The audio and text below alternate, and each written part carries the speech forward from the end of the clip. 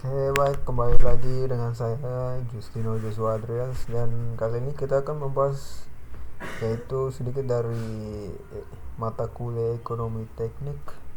Dan tanpa berbasa-basi kita masuk aja, kita langsung masuk saja ke materinya. Oke, yang pertama kita membahas NPV yaitu Net Present Value. Adalah metode menghitung nilai bersih atau neto pada waktu sekarang atau present. Asumsi present yaitu menjelaskan waktu awal perhitungan bertepatan dengan saat evaluasi dilakukan atau pada periode tahun ke-0 dalam perhitungan cash flow investasi. Kita bisa lihat dari gambar 4.2a dan 4.2b. Untuk mengetahui apakah rencana suatu investasi tersebut layak ekonomis atau tidak, diperlukan suatu ukuran atau kriteria tertentu dalam metode NPV yaitu, dan mungkin penonton bisa melihat saya di ini gambar 4.2 atau dan 4.2b. Jika NPV lebih dari 0 artinya investasi akan menguntungkan atau layak feasible. Oke. Dan jika NPV kurang dari 0 artinya investasi tidak menguntungkan atau layak atau tidak layak, unfeasible ya gitu. Oke, kita masuk ke contoh soal NPV. Sebuah perusahaan konstruksi sedang mempertimbangkan untuk membangun sebuah gedung perkantoran baru dengan perkiraan biaya investasi awal sebesar 200 juta rupiah. Selain itu, untuk mengoperasikan gedung tersebut dibutuhkan biaya operasional rata-rata sebesar 20 juta rupiah per tahun dari penyewaan ruang kantor.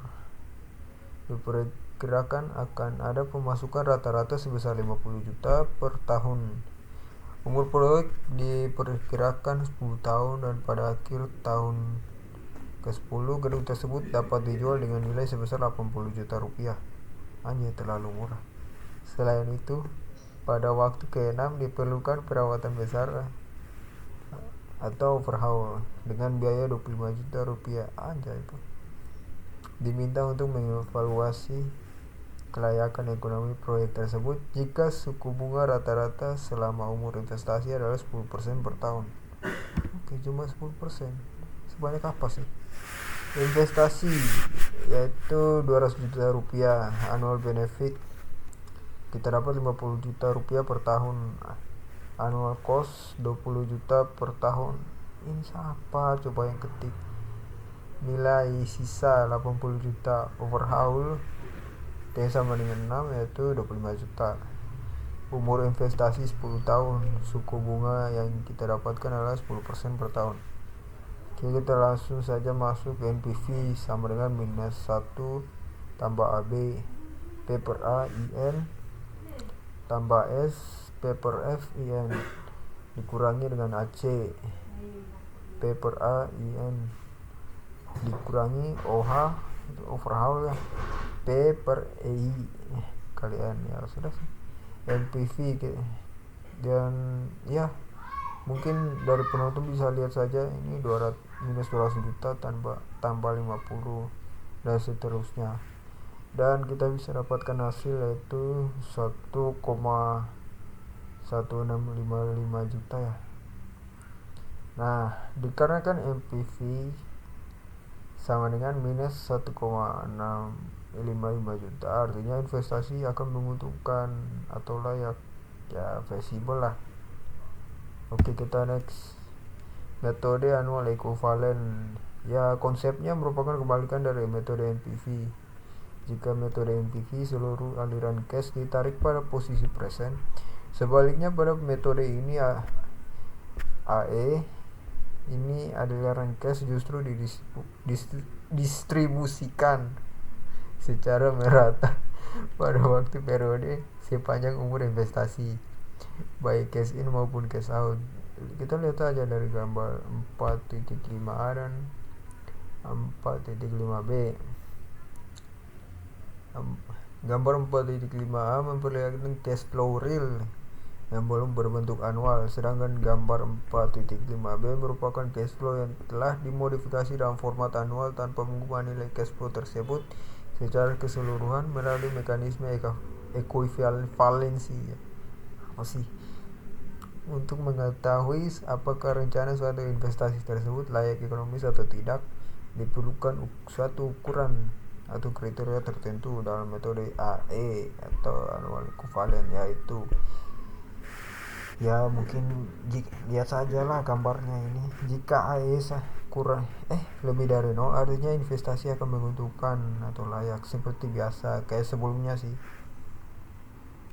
Dan jika AE kurang dari 0, artinya investasi tersebut tidak sama sekali menguntungkan atau layak unfeasible.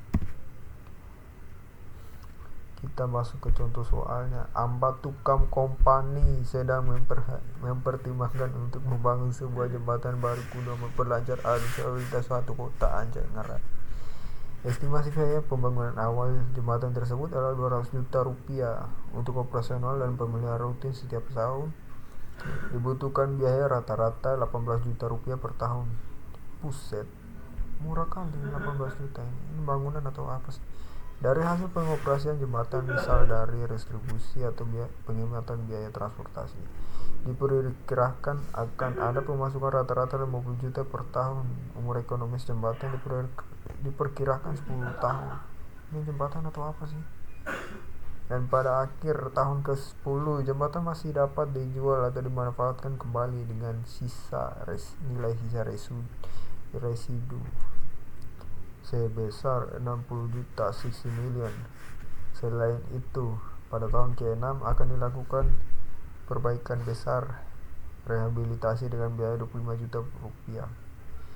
Diminta untuk melakukan evaluasi kelayakan ekonomi proyek jembatan tersebut jika suku bunga rata-rata selama umur investasi 10% per tahun dengan menggunakan metode annual equivalent AE.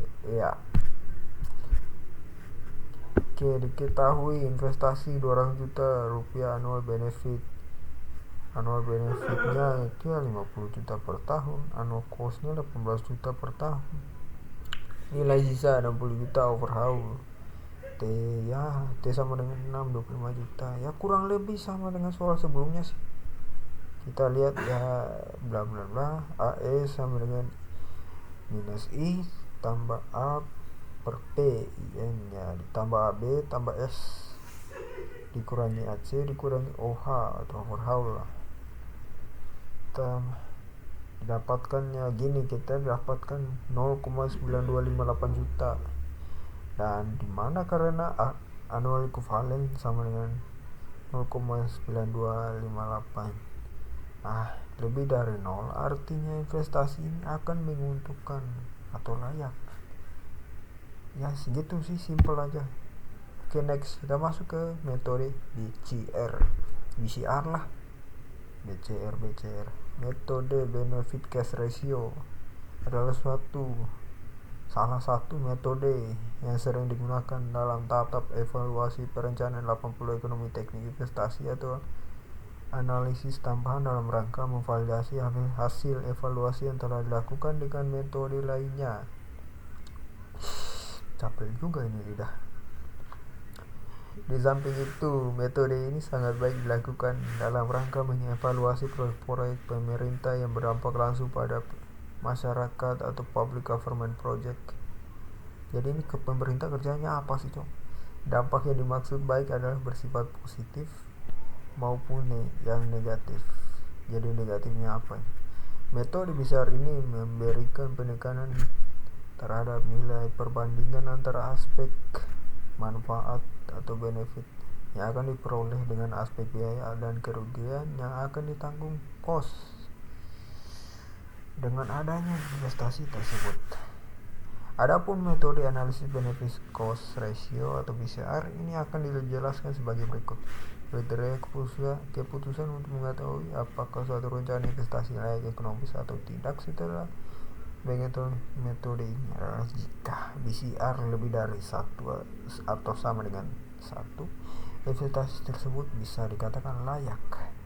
Dan jika BCR kurang dari 1, investasi itu sama sekali tidak layak, bro. Kita masuk ke rumus BCR. Oke, ada 3 rumus ini dari BCR. Rumus umum benefit per cost, atau ya sudah sih, sigma benefit per sigma cost jika analisis dilakukan terhadap present, ya mungkin masa depan gitu atau sekarang. BCR sama dengan PWB per PWC, atau ya gitulah, silakan baca aja kalau ada yang ngerti. Jika analisis dilakukan terhadap annual, BCR sama dengan EUAB per EUAC. Oke, skip aja, yang penting udah lihat. Kita masuk ke contoh soal BCR nya. Sebuah kontraktor perusahaan sedang mempertimbangkan pembelian truk mixer beton baru senilai 500 juta. Dengan adanya truk ini, perusahaan dapat menghemat biaya sewa mixer sebesar 75 juta per tahun selama 8 tahun. Pada akhir tahun ke-8 atau tahun terakhirnya, truk tersebut dapat dijual kembali dengan seharga 100 juta.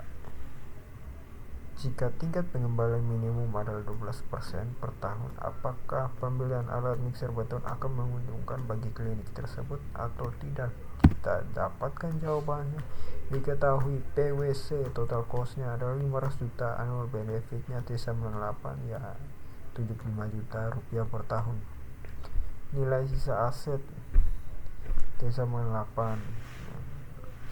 ada 100 juta. Tingkat diskon, siapa sih yang ketik ini, 12%.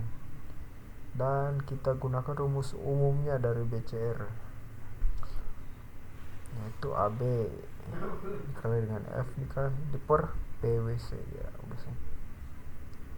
Dan didapatkan hasil 0,8259. Nah, karena 0,8259 ini kurang dari 1, maka investasi tersebut dikatakan tidak layak. Jadi ya truk tersebut ya tidak layak aja gitu kalau dijual kembali. Rugi pak, rugi. Kita balik, kita masuk ke metode payback period atau PBP. Analisis payback period pada dasarnya bertujuan untuk mengetahui seberapa lama atau periodenya dari investasi akan dapat dikembalikan saat terjadi kondisi pulang pokok atau break even point. Lamanya periode pengembalian ataukah saat kondisi BEP adalah